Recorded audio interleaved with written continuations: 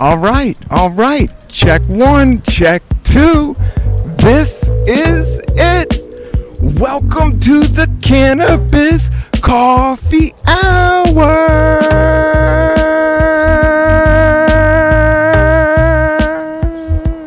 With your host, me, Rob Cantrell, coming back with another episode. We're at 239 at this point, and it's blowing my mind. We're at a great coffee shop. I got a great friend. We have a beautiful view. We have some apple pie, caramel apple pie, and we're at a place called 4 and 20 Blackbirds, which I gotta say is some of the best pie in the world. But besides the pie, I got one of the best guests in the world, one of my favorite human beings, one of my dudes from the get-go. Man, he just released a new special called Slow and Steady. You can check it out on his YouTube. He had an HBO show / Adult Swim show called Joe Pera Talks to You. Give it up for Mr. Joe Pera. Hey, Rob. Thanks for having me back. It's not Joe Pera Talks to You. That was it was the Joe Pera show. It's Joe Pera Talks with you. Joe Pera Talks. Oh, I had it right. Yeah, nice. Thanks for joining me, Joe. Cheers. Thanks for having me for coffee and pie. Yeah. I woke up about 20 minutes ago, and now this is the best way to get the Tuesday going. That's what I say. You got a big cup of black coffee, and then, oh, look at that bad boy. I have some coffee. I haven't really smoked. Joe is actually weed personified. Your presence, I don't need him to smoke pot when I'm around Joe. He slows me down and gets me into my comfort zone just being around this cat. And I'm just so proud of you. And Joe, thanks for coming and having pie. Do you like apple pie? It's one of my favorites for sure. Yeah. I would say blueberry, cherry, apple. I like the fruit pies more than the chocolate and the coconut cream pie type stuff. Yes. I'm an apple pie from the get-go, and this has a salted crust. It's apple pie. I used to make apple pie and then take a slice and then put it in a bowl and cover it with milk and eat it like cereal. That was one of my moves growing up. Did you ever do that? No, I never tried that. But my grandmother used to bake pies and send them over, and we have exciting. We were allowed to have pie for breakfast and everything. It was the best. Oh, pie for breakfast is the best. I love a good pumpkin pie, a good apple pie. Yeah, that's how my mom was just like, I loved apple pie, so she would just make them, and I would just put them in cereal bowls and eat them with milk. Did somebody teach you that, or did you just start doing it? No, I think that was somebody taught me that. That's kind of a down south thing, I think it is. And then this is random. Have you ever heard of a slice of cheese on top? I have, only in movies and stuff, though. I've never done it. Yeah, that's very classic. And I used to, my mom used to bake them like that now and then. And we would be like, what the hell is this? But then, actually, it wasn't that bad. What kind of cheese would she use? It was like a yellow cheese, but very thin, kind of like on the top. So it's almost like a glaze in some sense. The thing about the apple taste, it can go with so much. That's true. You go apple peanut butter, apple cinnamon, apple milk, apple, that's about it. No, what else apple on sandwiches, I've seen that. That's a little crazy. You know, I like apple on a turkey sandwich a lot. Oh. Just a little thin slice. That's nice. It's nice. I won't do that for myself, but I won't do that for myself, but it's nice to order at a deli or something like that. Oh yeah, very nice. We're here at 420 Blackbird. Am I still chilling? Oh yeah, I'm still in the shot. And this is a great pie shop. It's right down near the Bell House, which we both performed a few times. Yeah. And you had a monthly show at. Yeah. Which was a lot of fun. And now tell me about your new special. It's exciting because you filmed this all yourself. You put all your own. You did it all. You did the whole production. We worked with a lot of the great people, but yeah, we independently produced it. I put the the money I made on tour and selling hats and sweatshirts into making the show, because I don't know, I wanted the jokes felt at the right point to tape, and I was just excited about getting it out, amongst a bunch of other reasons. And I don't know, it's neat the success some of our friends have had putting it out on YouTube lately and just getting it out there. And I don't know, that's the best, that's the most important part of making it work, is making sure it gets out there. And there's a lot of stories about people having trouble getting stuff made, or get stuck in one part of the process, and it was just, the show was ready. So I love it, because with material, like after 3 years, stuff starts to get stale, and that's kind of like where I see like a special, like doing one every year is a little aggressive, but I think every 3 years I think feels more natural. Yeah, I'll admit there's some jokes in the special I've been doing for a while. I mean, maybe 6 years on the one. It changes. Everything always changes throughout, and it changed even more in the last year and a half for taking it on the road. But I got that joke about the squirrel picking up the pita chip that leads to some crowd work, and that's not too new. It's a little, I don't know. Yes, I would say I've been doing that one maybe the second longest, and then the first longest one was the joke that starts it and then kind of ends it too, the whole cubes for my boys. Which I did it. I was excited when I first found that one, and I did it for a while. I think it's still a great joke, but I retired it for a couple of years, having never recorded it. But I was talking to someone on a podcast about it and explaining like what my favorite joke was, and then I realized that I should start doing it again, because I think it's a very beautiful joke in how it functions, and it makes sense, but also it's got a little magic where it gets a laugh, and it's not like a hard punchline. It's just the right phrase and words and concept. And so I ended up bringing that one back out of retirement after that conversation, and it was so fun to do that eventually I decided to wrap more of the show around it. I love it. And then kind of use it to anchor the ending as well. And it was, it kind of grew just from that one opening joke into something that hopefully holds the whole show together. And it's neat that I don't know, it's like that one idea that I think David Lynch talks about, kind of just getting that one idea, and stuff can gets attracted to it like a magnet once you have the right idea, and you just kind of give it time and let it sit and attract other ideas, and that's kind of how it works.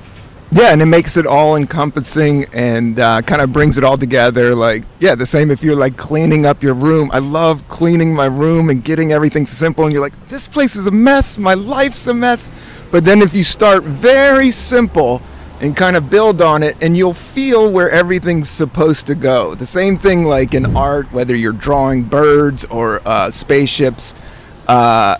You'll see where it's supposed to go if you're honest with yourself. And you just need that one corner of the room, and if it's picked up just right, or you get just the one right idea, you know that it's solid enough to build on, and that's so exciting. And as soon as I thought that, I remember the night.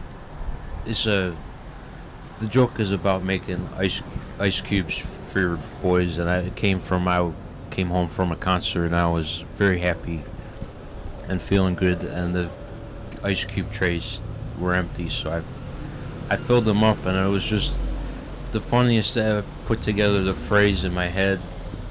Cubes for my boys.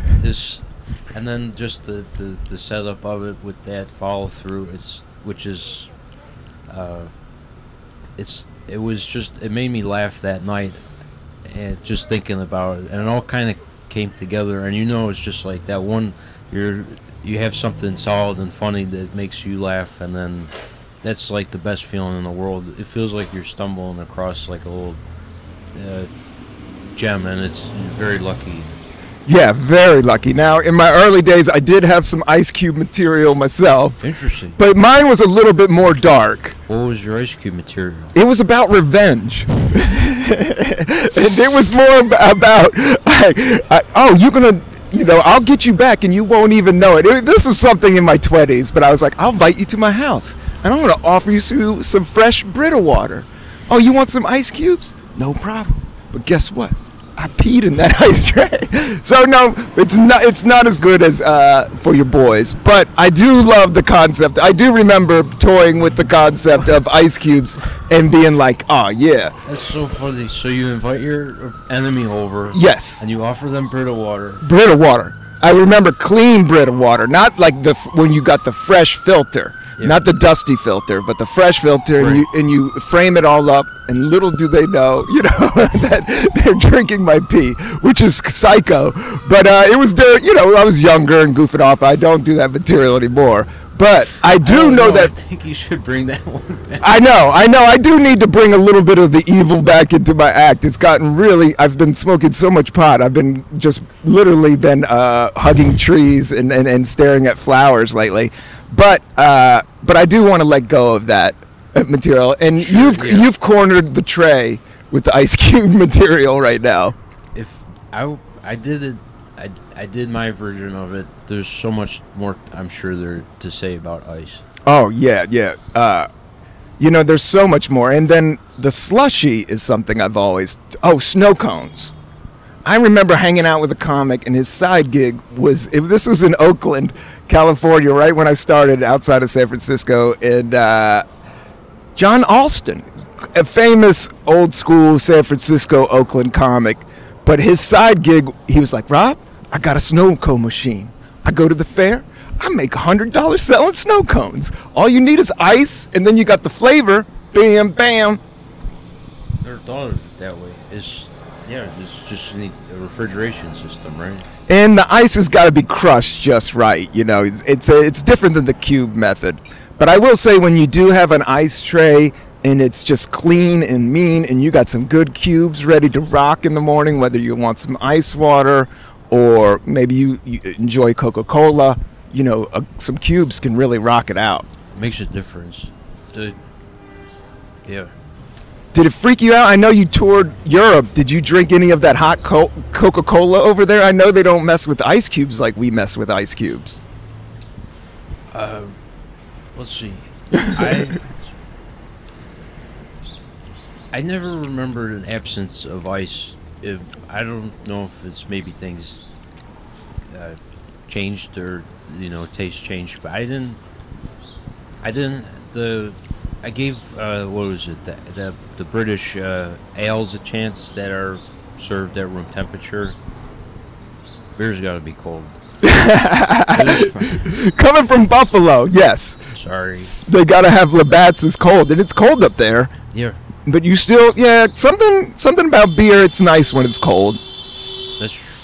I like. Yeah, nice cold. Even at a hockey rink, having a cold beer at the Sabres game, it's better. Yeah, it's so good.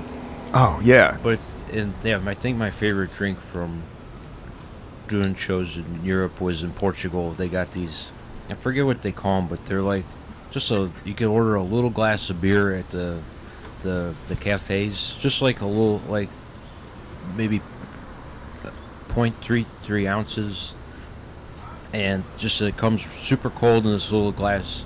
You sit down, if you're tired in the middle of the afternoon from walking around, you get just a little glass of beer that doesn't get you too buzzed, but just gives you a little lift to get through the rest of the afternoon. And when it's really nice, and they get the ones that they served in Portugal were really nice and cold, and that hit the spot.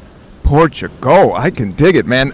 Those little cups, I could see that being. I always liked the taste of beer. I've kind of shied away from booze these days. I'm more cannabis and coffee, but I always loved beer when I drank it. I didn't love it, but I did enjoy the taste. And speaking of those glasses, I'm a big fan of the tiny glasses. So you don't drink too much that you have to pee a gallon, and you just get the essence of whatever it is. You know, juice. What about juice in tiny glasses? Are you a big fan of juice in tiny glasses? I am. It's nice. Yeah, again, it's just a little shot of orange juice in the morning. Oh! What about some grapefruit juice? You ever mess around with some grapefruit juice? That's why it's important to have a small glass for grapefruit juice, too, or else you'll get a little bit, your mouth will get real. Yeah, you can't take too much. You can't drink a pint of grapefruit juice. No, it kind of hurts the stomach, too. So just a little shot to cut through your breakfast or whatever, that's nice.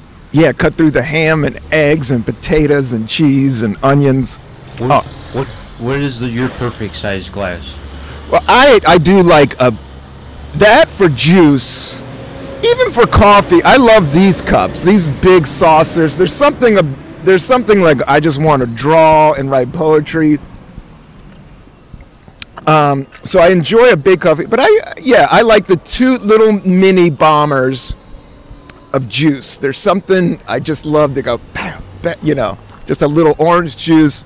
I got into watermelon juice this summer. Really refreshing. Supposedly, like, watermelon juice is like gets your cells and everything hydrated in ways that nothing else does. Sure, tastes great too. Oh, it's delicious. Yep. It's delicious. I had some good watermelon a couple weeks ago, and it was in season, and I was just in heaven. And you buy the whole thing? Yeah, I did buy the whole thing, and I chop it up, and then when nobody's eating it, I make slushies. I put it in my blender with just ice, watermelon, and sometimes I break off some mint from the window, and then I hit it with some honey, and then voila! When it's hot, if you got a watermelon slushie, dude, next level. That sounds great. Yeah, it's great. I had a couple questions for you. Sure. What is, you trip me out because you have this cool, I don't know, you have your own vibe, which I love, but then you also know about hardcore music, and you kind of came up in a hardcore music scene. Well, Dan Licata, which we've had on the podcast before, is more, I guess, more of the thespian, or what am I trying to say? The more of the educated into hardcore. And yeah. But what were your top hardcore bands, would you say? Joe Pera's number one hardcore band. I don't know. I don't want to name everybody. I feel like this is an easy one to get judged on. Yeah, that's true. I don't know. I like my favorite part about hardcore is going to see it in person, and so probably my favorite aspect of it was when Dan would say, there's this band playing, or usually, if they're playing at a local spot, that's better, and say, come on, I'm going to the show, and I'll say, oh, that's all right. And, going along and just getting kind of, I don't know, being part of the energy of it. Yeah. Being bounced around. You like jumping up and down. You like bouncing around. You never got into, you wouldn't say, for me being from D.C., I love Minor Threat and Fugazi and all that stuff, which was a little bit more educated, felt like, a little bit more higher end than some of the other stuff. Sometimes hardcore and punk. I was around early punk rock in D.C., and the only thing I always say about punk rock, it's a tad violent. And I'm not a big fan of violence. But I could see it being fun, and I love slam dancing being fun. The kids are going nuts these days to Turnstile, and I've been listening to Angel Dust is a new hardcore, like a spin-off from those dudes that I've been Spotifying and rocking out.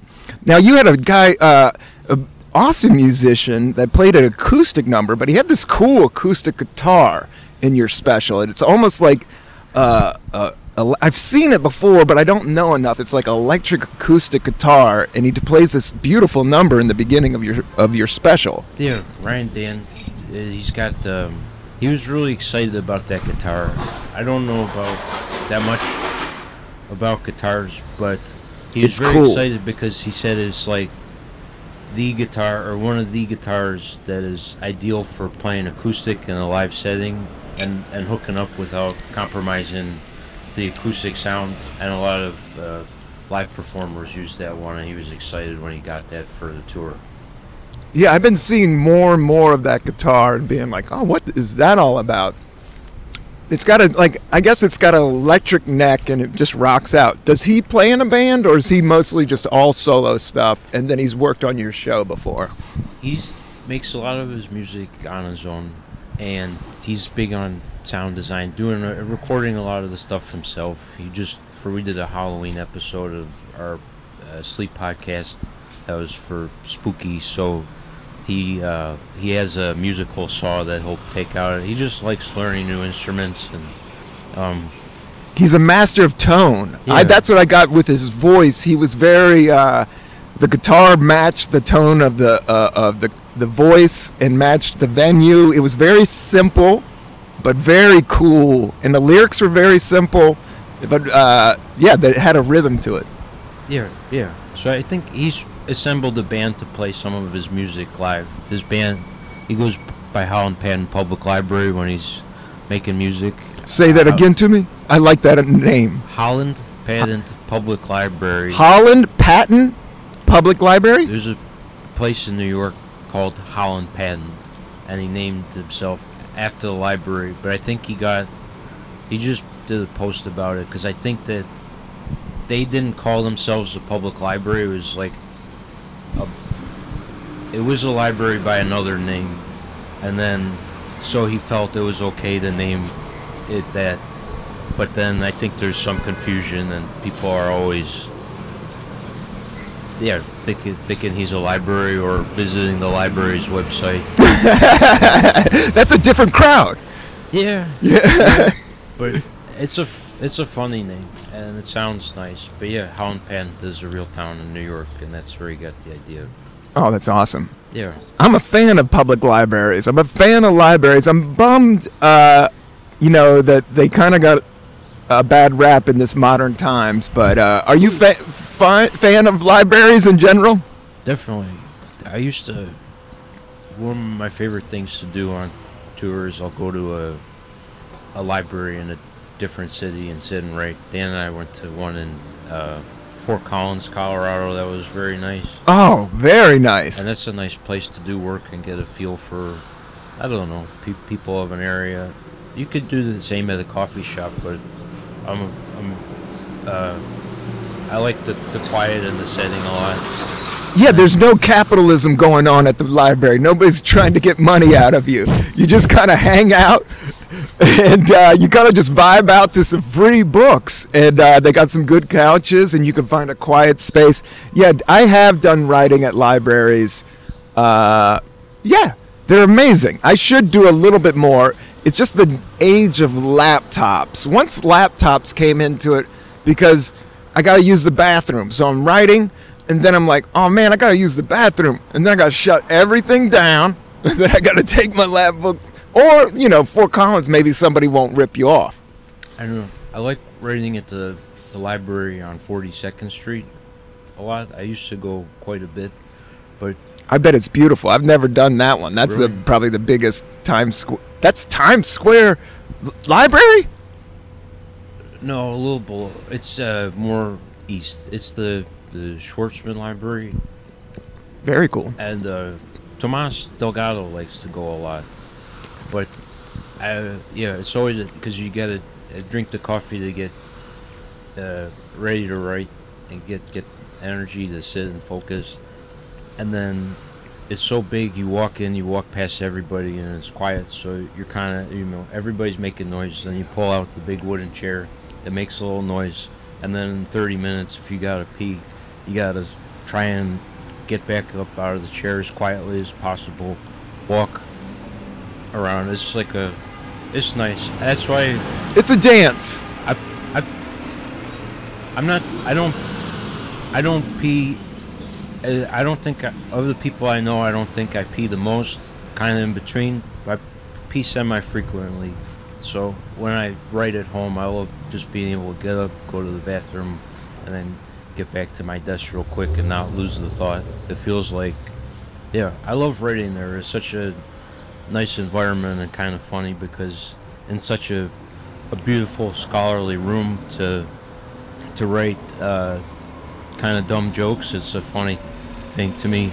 Oh, yeah. People are studying old books, and you're going for the PhD, trying to get a master's, getting their LSAT on, and you're writing jokes about pita chips and squirrels and Dr. Pepper. What really matters.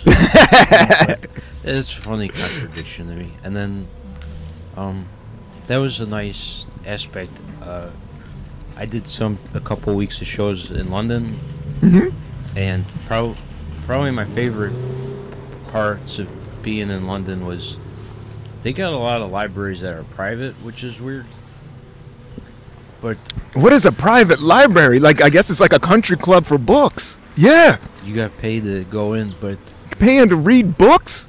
Dang. But there's this, I can't remember the name. They'll give you a powder wig. But there's this one. It's like a lot of writers have worked there. Nice. And I've sprung for the 2-week membership, and it was just lovely. It's there were a bunch of different.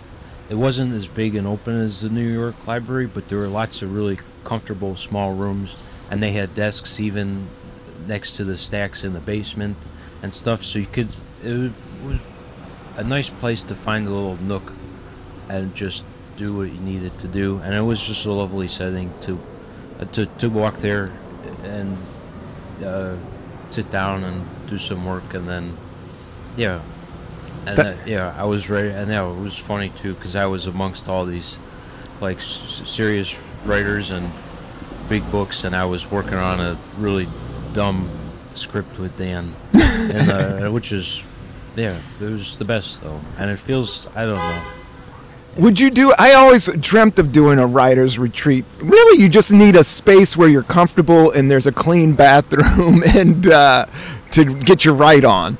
Yeah, I think my one friend, I think Adam McKay even said sometimes he'll just go to a hotel, rent a room, and write. And then my friend who did it said, you feel kind of the guilt of having spent money on the room, so that guilt drives the writing process. Yes. I'm like, oh shoot, I hope I didn't waste this money.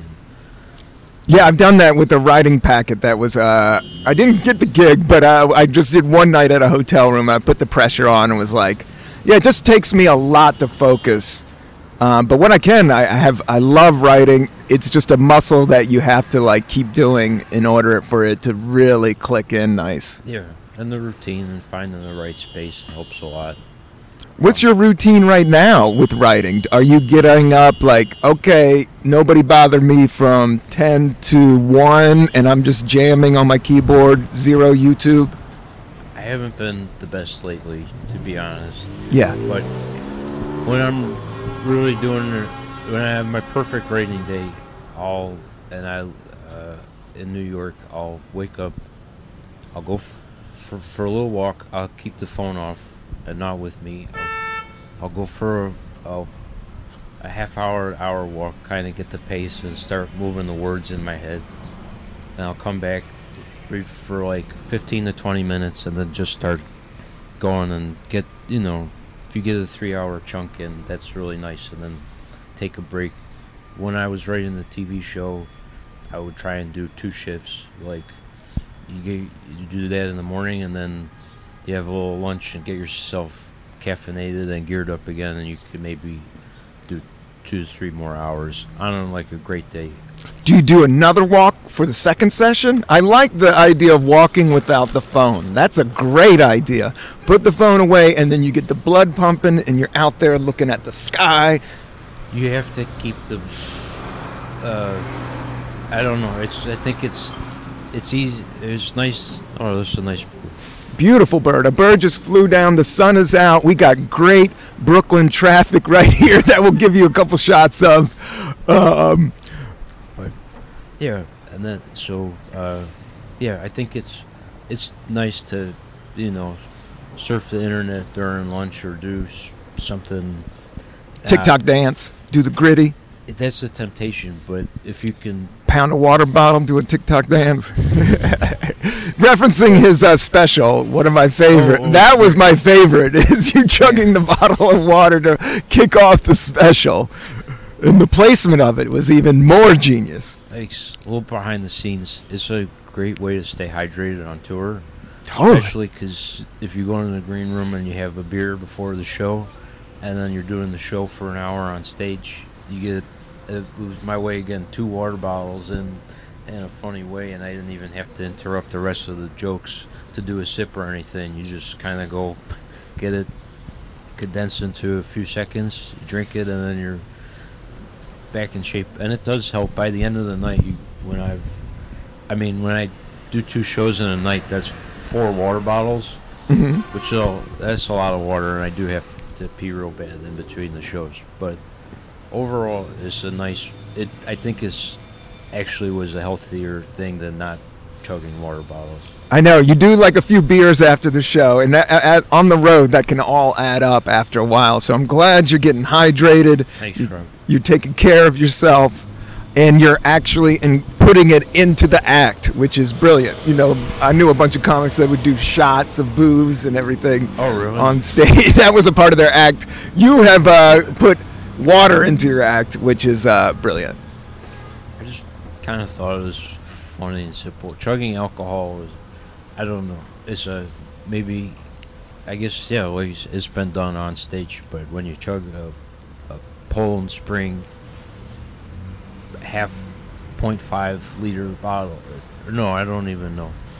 I forget. But it's I think I think you're right. 1.5 regular water bottles, and I feel bad about it. I recycled them, but I felt bad about using the disposable plastic water bottles, so apologies for that. Apologies for that. It was merely an artistic choice, and it does make it into the recycler. Yeah, it's so weird that we are even at the point that we're shaming for plastic water bottles, but it is odd that we constantly use them, and we shouldn't use them because the earth is pretty sweet, and to cut down plastic is cool. But for the comedic effect, yeah. And when you need some water, you need some water. It's funnier to do a bottle too than a large glass of water, or I don't know, something about the plastic. Chugging one of those is so kind of unimpressive at the same time, and I don't know. It feels funnier than chugging most other things. Even there was times, like at one venue they had the Fiji water bottles, very exciting. But like, it's not as funny to chug a Fiji water bottle as it is just to drink one of those water bottles that you buy in a case at Costco. Yeah. Those things they do feel like pieces of paper. Joe, I'm gonna take a quick break. Okay. I'm gonna run and do the bathroom. We'll do 10 more minutes, okay? And then we'll be done. Can you hang in there? Yeah. You gotta leave this in the edit, though. Okay.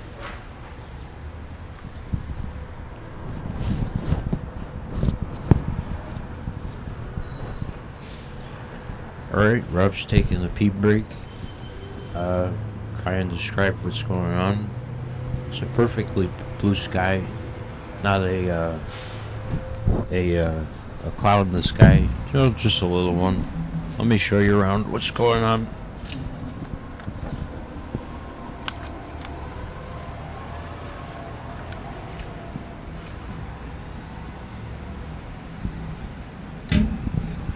That's where all the noise is coming from. They're doing construction up the street as well. They're unloading a beer truck across the street, and if you can you see there's a subway line right up there? Yeah, and down 1 block over there's the Bell House, like Rob was saying, where we do a lot of our shows. It's nice and noisy, but he's back. Sorry, I was just showing him around a little bit. Oh, nice, perfect. Okay, Joe, you're too good. I got so excited. Check. Is the shot okay? Yeah, I moved it a little bit. I like it. Just in case I have to do more sound. And yeah, we can keep going. here. 35 minutes. Yeah, if you can give me 10 more minutes. Sure. And enjoy some pie. Now I feel a little bit more relaxed. I just got so excited you being here. I pounded a Chemex this morning. Then this is like my second big saucer of coffee. And I also had a banana shake, and I didn't have any peanut butter, so I just put a granola bar in there, and that's where I'm at. So I just had to use the restroom, everybody, and I apologize, Joe. Your time is precious. You're too cool to do this. At what point of the interview did you have to start going to the bathroom? I always have to go. No, right now, again, no, I don't. Yeah, it was. I got excited, and then you were talking, and I was like, I forget. It was like 5 minutes ago, but then there was a point where I was like, I'll just hang on, and then there was a point where I wasn't listening enough, and so I was like, my bladder was calling, so I had to go for it. That's good. That's good. We have been talking about drinks for a lot of. I mean, we were talking about chugging water bottles right before. That was when it happened. Yeah, that's when I started to, which was my LOL moment of your special. I love that, and I love the Ice Cube joke, and I love the cutaway to the man in the back of the room, which I've heard on the internet. Is that your dad? No, I met your dad. No. Yeah, I saw people were saying that's your dad on the comments, and I was like, no, I met his dad. I don't think that's his dad. That's just an ominous figure being serious in the back. Security guard at the venue. But, yeah. Yeah, no, it was funny. It's funny when the internet confidently makes an assertion like that. Like, that is totally not true. Yeah, you could. My dad is Joe Biden. Movies are you watching? And have you watched any good movies, Joe? I wanted to talk about music, movie. This is the Cannabis Coffee Hour, so it's like food, music. I'm trying to think about good movies I've seen. Did you see Barbie? No, I haven't seen Barbie, but I haven't seen Oppenheimer either. I haven't seen Oppenheimer either. But I did see Barbie this weekend, and I liked it. I thought it was good. Nice. Blew my mind. I thought it was great. I was into it. Nice. I got to see it. I've been meaning to, just haven't been to the theater in a while. Yeah, as from a filmmaker's standpoint and an actor's standpoint, Will Ferrell's really funny.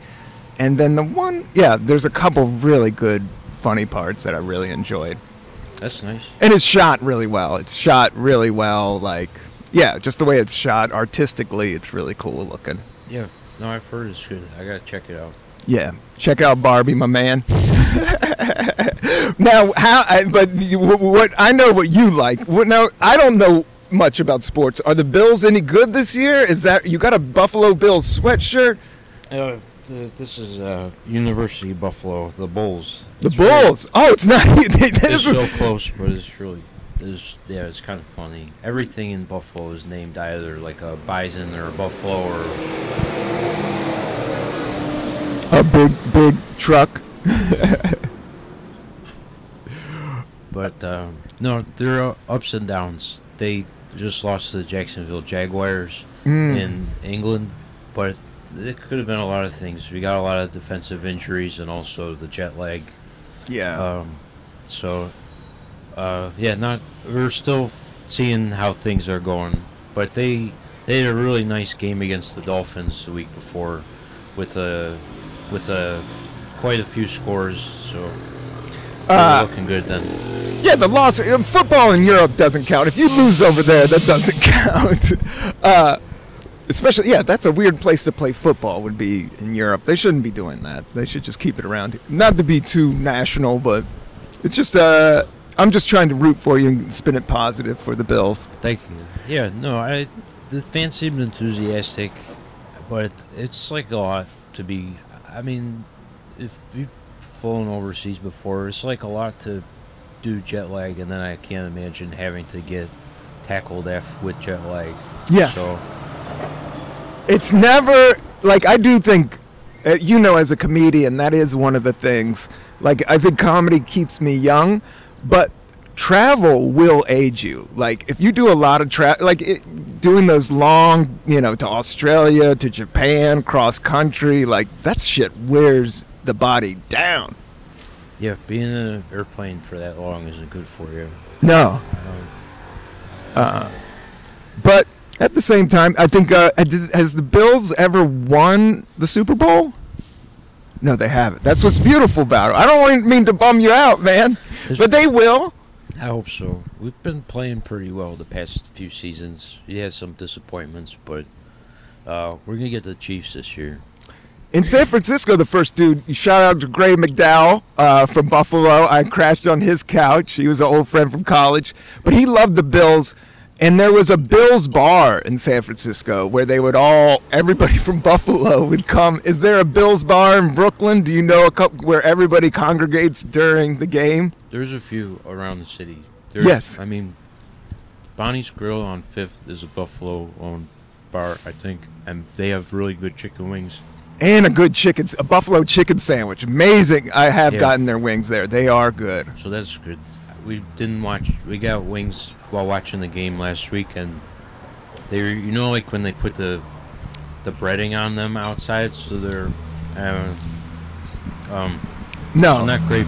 But there was when I first moved here, I would go. There's one called McFadden's, kind of by Grand Central Station. Irish spot bar, classic Manhattan spot. And I would go there, and people would get wasted in the afternoon, but there was one fun game when the Bills went 4-0. I might have been 2012 with Ryan Fitzpatrick, and we beat the Brady's Patriots, and it was an incredible game, back and forth, touchdown, and then I remember just the Bills fans at the end of the game. It was a nail biter, and it was maybe one of the best games I ever watched. But I remember the Bills fans just like spilling out drunk into Midtown Manhattan at like 4 in the afternoon, and kind of like all these people were just kind of looking at all these drunk Buffalo people roaming around, but they were so happy. We're happy. Going to the street, people were doing Bills chants at Grand Central Station. What's the famous Bills chant? Let's go Buffalo. The Bills. It's Let's go Buffalo. 1, 2, or 3. Whoa, I love that. 2. Let's go Buffalo. And then they do the shout song. In the early 90s Super Bowl years, they took the shout song and put in the word Bills, and they go the Bills make me want to shout, put your hands up and shout, and they just so it's just that, the old make me want to Bills, put your hands up, Bills, put your hands up. Is that what it is? No, the shout. You still shout? The Bills make me want to shout. Hey, yeah. hey, hey, hey, let's go Buffalo. So they just slightly modified the classic song, and you'll hear it at if you go to a wedding of anybody from Buffalo, they'll play it, and people cheer for the Bills on the wedding dance floor. Oh, nice. Dude, I grew up with the Redskins, and I grew up in the Appalachian Mountains, this small town called Buena Vista, Virginia. And then I played football in public school. Everybody played football. It was total Friday Night Lights type of environment. But I remember the big cheer. The team was called the Blues. They were just the Blues, which is cool. And they were the Fighting Blues. And I remember I just loved cheers. And they had a cheer I always remember, and it's really corny. It's big dog, little dog, floppy ear pup. Come on, Blues, eat 'em up. Which is all. But then the Redskins had Hail to the Redskins, hail victory, Braves on the warpath, fight for all DC, But then Fight for all DC. Yeah, fight for dude. And then it had a whole other thing, and they had a marching band. Really? But then it ended up being, one of the more racist names of all time. But I have a joke that they shouldn't have changed the name. Instead of the Redskins, they should have kept it the Washington Redskin Potato Salad Football Team. Very good. Have you had Redskin Potato Salad? Yeah, it's great. It's great. It's the best. That's a good idea. There's a Redskin potato salad on the helmets and everything. Yeah. And I always said, and that has the herbs of Provence. When they bring out the herbs of Provence, oh, dude, because the Redskin potato salad, that's not the yellow stuff. That's the good stuff. Yeah, you just go, Redskin, let's go Redskin potato salad football team. So you're pissed at the Commanders right now? Yeah, I don't know. That whole world fell off when they moved it out of town. I don't know. Everybody I know from back in D.C. is kind of gone Nationals, gone Nats. Like everybody's into the Nats, and the Redskins are, I don't know. But they're changing everything around, and the Commanders. Yeah, I don't like that name. It's not that great. You're commanding. What do you command? It's not that fun. No. Yeah. The soccer team was the Diplomats. Oh, that's pretty fun. Yeah, That's very fun. Before Cameron and Dipset, shout out Cameron and Dipset, there was the original DC soccer team, the Diplomats, and they would play the Cosmos and all that like in the 80s. But the Dips, they called them, which was kind of cool. That was very cool. Did you play soccer? A little bit. Yeah. Yeah, it was fun. I was the backup goalie in high school. Oh, really? Great. I liked being on the team. I got it when I was real chubby for a while, and then it helped me kind of lose weight because we were running every day after school. It was nice, and I love I don't know, being outside after school. It was a nice way to, I don't know, it was a nice activity, but I wasn't fast enough to play any other positions or a good enough runner, so I played goalie, and then I liked playing it in practice, but it's such a high pressure position during the games. Yeah. Because it's either there's nothing going on or you're getting shots and you let one in, that's the game in soccer, and then everybody on your team is upset at you because they've been running up and down the field for 90 minutes, and then you just blew it for everybody because you're not good at jumping. Yeah. The penalty kick, it's so much pressure. Yeah. It's just one-on-one, and you got to take it to the face. Did you have the nice pair of goalie gloves? They were okay. There was the starting goalie was real serious, and he had like the nice, like a really nice pair. I think I had a good pair. They make them so that the plastic in the fingers, so your fingers don't bend back. Oh, yeah. Which is kind of fun. It feel kind of cool to have the gloves on, and then it's kind of like Wolverine. Yeah, I didn't play. They have plastic fingers, but it Just makes sense so you don't jam them. Yeah, and then they really smell. The challenge with soccer goalie gloves is to try and keep them aired out so they don't start smelling bad and fungus growing in there, because they're like kind of, your hands are sweating, and then you're supposed to keep them a little damp because they got a little stick to them. So you can grip the ball, so you don't want them. But you don't want them to, anyhow. They have a propensity to start smelling if you're not careful. Yeah, you got to turn them inside out, put them in the sun. Is that the move? Or maybe just give them to mom to wash?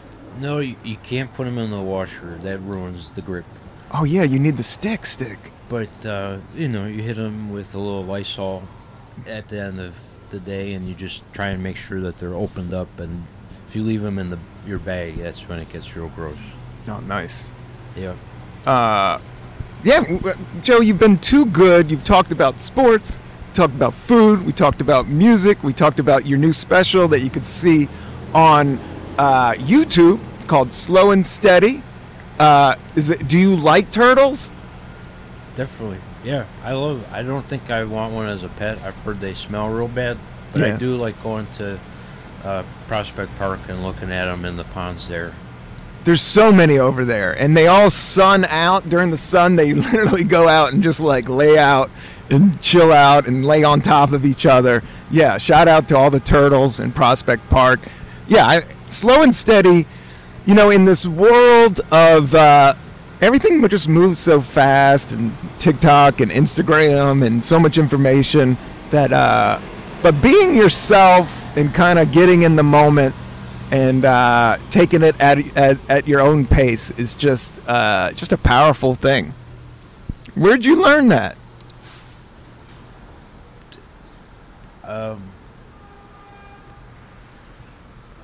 Lots of places.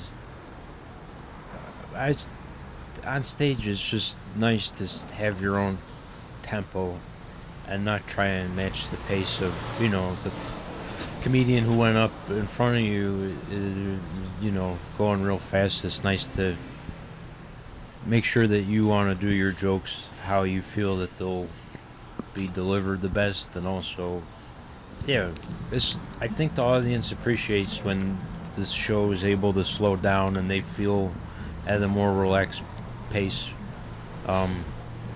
too, and not having stuff thrown at them. It's fun to have space to process, even think your own thoughts in between jokes and what the person's talking about on stage. Not too much time, but enough that it feels like they're part of the show, and yeah, there's lots of reasons. But you're saying stand-up taught you to be more in the moment, and stand-up taught you to kind of slow down and let it breathe. Yeah, and I think there's something in Buddha, like, life happens in the stillness, and that's what meditation is about, like getting to a point that you're just so still that you're kind of, all the clutter in your mind kind of drops, and then kind of your pure thing can pop out. Like at the library. Yeah, at the library. Now we're getting into fall weather. You got some corduroys? Are you a corduroy fan? I am. I gotta find a new pair. I haven't had a pair in a couple years, but it's a good reminder that I should get a new pair of corduroys. Brown, black, or green? Always brown. Always brown. Yeah, the thing about my corduroys, I got a great pair of green ones that are soft. I love them. But they're all torn at the end. They kind of wore away. And then the corduroy, like the ridges, you know, once they start going flat, you know, it's kind of, you know, they kind of wear away. So I need a nice, there's something, I don't know why corduroy feels so good in the fall. I don't know what it's made out of. Yeah, that stitch is like flip, flip, flip, flip. Yeah, it's a crazy stitch. Yeah. But it's a good vibe and a warm vibe. And that's kind of like what I wanted with this podcast, you know, with coffee, cannabis. We don't have to smoke pot. I might smoke some pot after this. But talking to Joe, I feel already kind of high in a good way. It's more about slowing down and checking out birds in traffic, which we've done here. So, yeah, just to wrap up, I guess, where are you at with cannabis? Do you enjoy it? Do you like it? I know you're more of a beer and wings type of guy at the end of the day. Yeah, mostly beer and wings. Mostly beer and wings. And pie. This was a great piece of pie. And pie, yeah. This was really, yeah.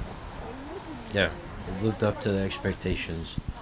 Yeah, check out 4N20 Blackbird. It's literally the best pie in Brooklyn. The crust is ridiculous. The apples hit the spot. The guest couldn't be better.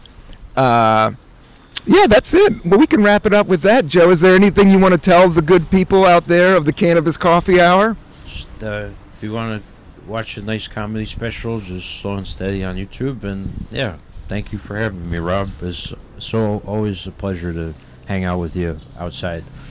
Yeah, I agree, Joe. I was looking forward to this, and I know you're pumping up this special, and you've been on Good Morning America this morning, and you talked to USA Today, and then you stopped by the Cannabis Coffee Hour for a slice of pie. For your busy schedule, Joe, I just appreciate your time. I appreciate you. Appreciate your comedy. Likewise, Rob. Oh, you're the best, buddy. Yeah. One love, everybody.